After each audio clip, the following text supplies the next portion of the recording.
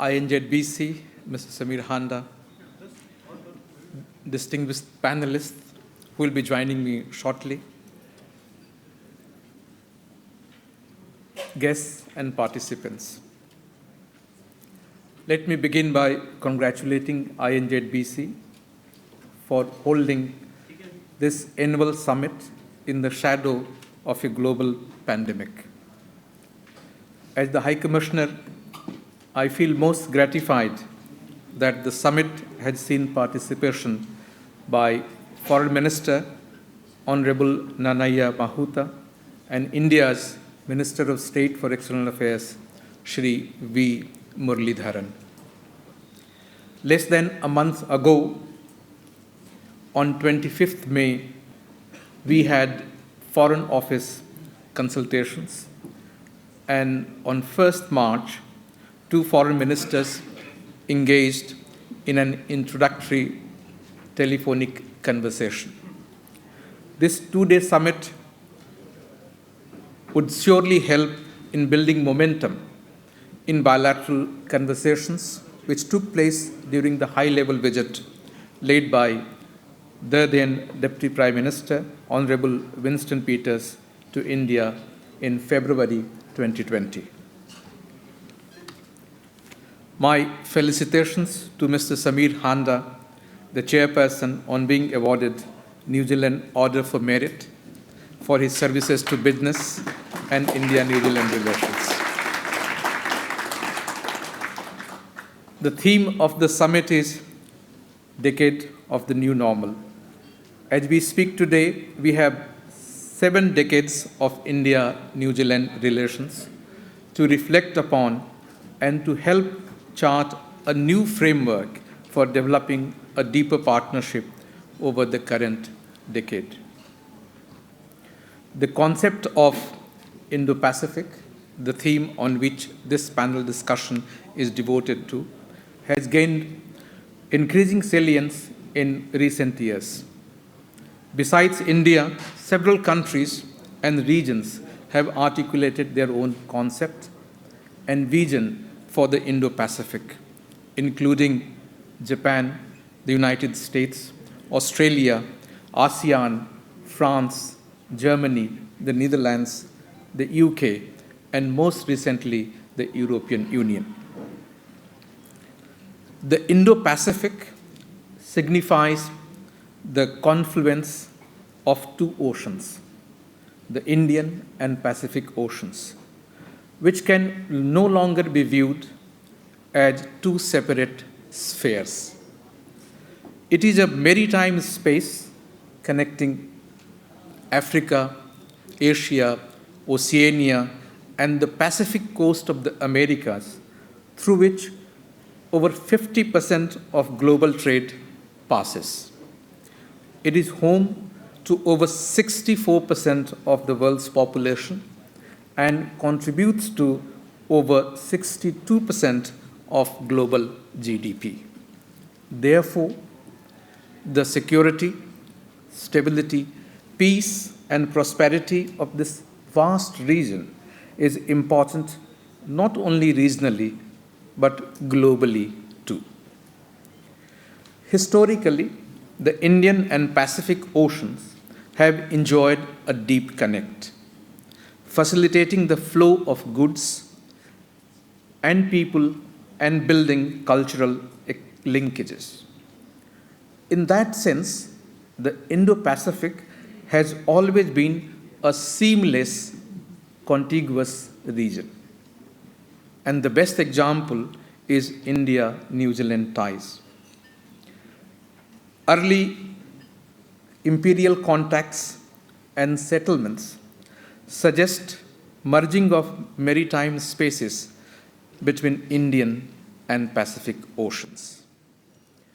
After the first exploratory voyage of Captain James Cook in 1769, New Zealand was regularly visited by explorers and other sailors, missionaries, and traders.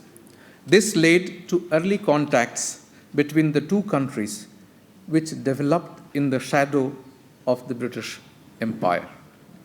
Consumer goods from India like tea, rum, tobacco, rice, and spices were exchanged for New Zealand timber. This also led to labor migration from India from the 1890s. Both countries became independent in 1947. New Zealand leadership welcomed the birth of the new Indian nation and persuaded Prime Minister Jawaharlal Nehru to remain in the Commonwealth. In the spirit of cordial relations, India opened a Trade Commissioner's office in Wellington in 1950, which was soon upgraded to a High Commission within 2 years in 1952. In 1953, as it was mentioned, under Colombo Plan, India received aid of £1 million from New Zealand for the establishment of the All India Institute in New Delhi. Cricketing links began with the New Zealand cricket team's tour of India in 1955-56, which India had won. In 1958, the Prime Minister Walter Nash visited for the first time to India, and the same year, New Zealand opened its mission at New Delhi in December 58. The Commonwealth became the new bond in the first decade of our diplomatic relations. In the 1990s, it was the decade when New Zealand really began opening to Asia, with greater focus on China and Southeast Asia. In 2011, 10 years back, India was included as part of New Zealand's Uplift strategy. The strategy, however, was trade-centric. The FTA became the mantra after a successful FTA with China in 2008. Until 2 years back, and when I arrived to join my post in July 2019, I discovered that term Indo-Pacific did not resonate much in New Zealand. However, speaking at Indian Consul for World Affairs in New Delhi on 27 February 2020, Deputy Prime Minister Winston Peters made a very clear statement on Indo-Pacific. He said, and I would like to quote, "Like India, New Zealand has direct interests in the Indo-Pacific's security. It unites New Zealand and India in a shared strategic geography, as well as a shared commitment to a stable, peaceful, open, and secure region." To the best of my information, this was the first statement made by the New Zealand Foreign Minister on Indo-Pacific. New Zealand's perspective is rooted in the Pacific. The Indo-Pacific partners will often look to New Zealand for collaboration and cooperation on engaging in the Pacific context.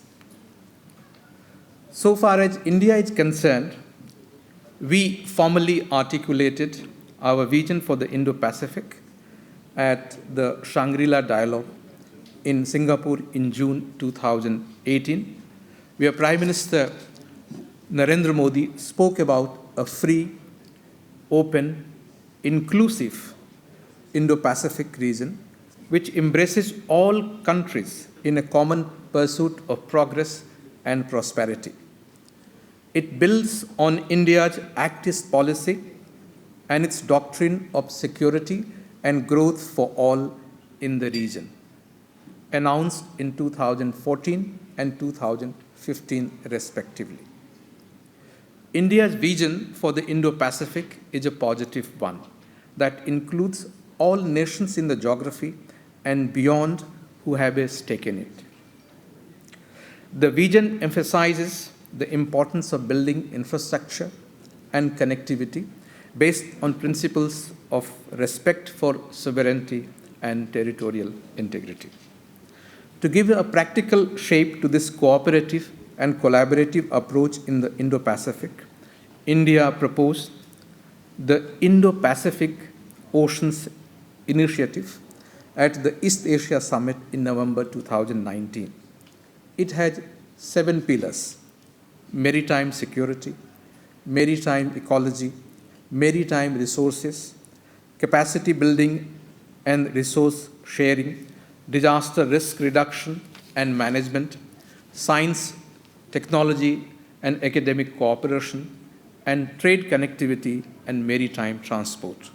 While India will be driving force behind all areas identified under the IPOI, we are also actively seeking partnership with like-minded countries like New Zealand to lead on any of the pillars of the initiative. Friends, as I said earlier, India-New Zealand relations first evolved in the shadow of the British Empire.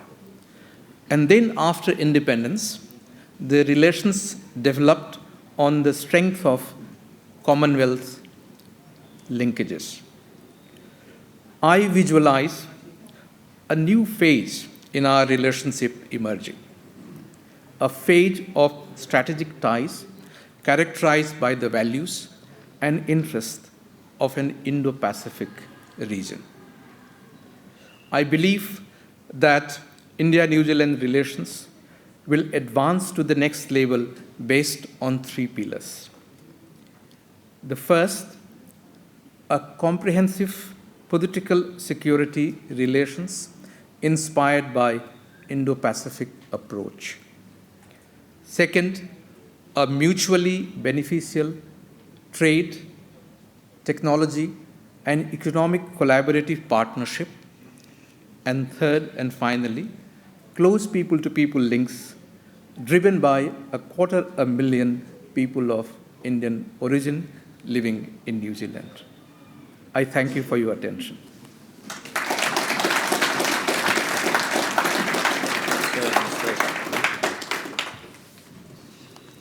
Thank you, Your Excellency. It's now my pleasure to bring to the stage, both to the stage and the screen, the panellists and moderator for our discussion this evening.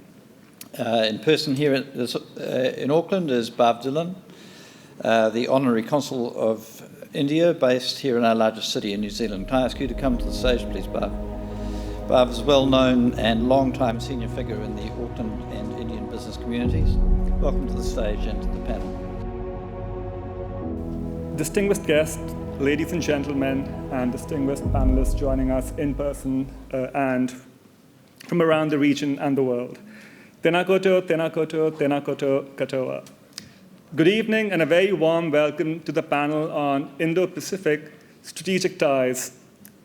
According to New Zealand's Strategic Defence Policy Statement that was released in 2018, and I quote, "A power diffusion that will impact global economic leadership and underscore the strategic centrality of the region," end quote, was underway as China, India, Indonesia, and other Asian countries continue with their economic development and military modernization. New Zealand is investing in efforts to promote better relations with the region, and more specifically with Singapore, Japan, Indonesia, and India. In turn, India is continuing with its Act East policy that now includes Australia, New Zealand, and the Pacific. Geopolitical analysts from across the region and the world have now begun to speak of the Indo-Pacific as a dynamic region where a new regional order is taking shape. In order to understand and explain how to navigate these changes while promoting closer ties between India and New Zealand, we have a stellar panel this evening for you. May I now request our panelists to make their opening remarks. We will begin with Bhav Dhillon.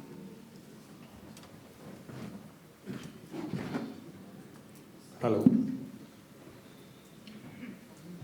Thank you, everyone. Thank you, INZ-BC, and thank you, our Mr. Pardeshi. We've got two Mr. Pardeshis here today, so I have to be careful who I'm referring to. So I was quite pleased today. So the topic is Indo-Pacific. So I was quite pleased to hear our foreign minister and the Indian Minister of State for External Affairs, followed by our High Commissioner. And they all echoed a sentiment which is also very close to what I feel for it. And I think we are almost arriving to where we want to. And if I kind of summarize that in one line is that the India-New Zealand relationship needs to be seen with a lens beyond just trade. We need to look at it in a very holistic manner. And this Indo-Pacific is a very shared theme in all of this because the safety, security, future, trade becomes a part of this in this multi-dimensional, multilateral relationship, which has many aspects. And I would say trade is one aspect of that. And if we all in this room and all the stakeholders, including the governments on both sides, firmly believe and have a resolve to further deepen and develop this relationship around this shared Indo-Pacific theme, in which the geostrategic security also is very important, because if that is not there, the trade cannot bloom, and for all other nations, also the smaller islands in the region. So this is my opening remark, and we will further develop on this, the importance of Indo-Pacific and trade being one aspect to it, and many other different aspects around the whole holistic relationship between India and New Zealand. Thank you. Thank you, Mr. Dhillon, and thank you for sticking to the time so well as well. I really appreciate that.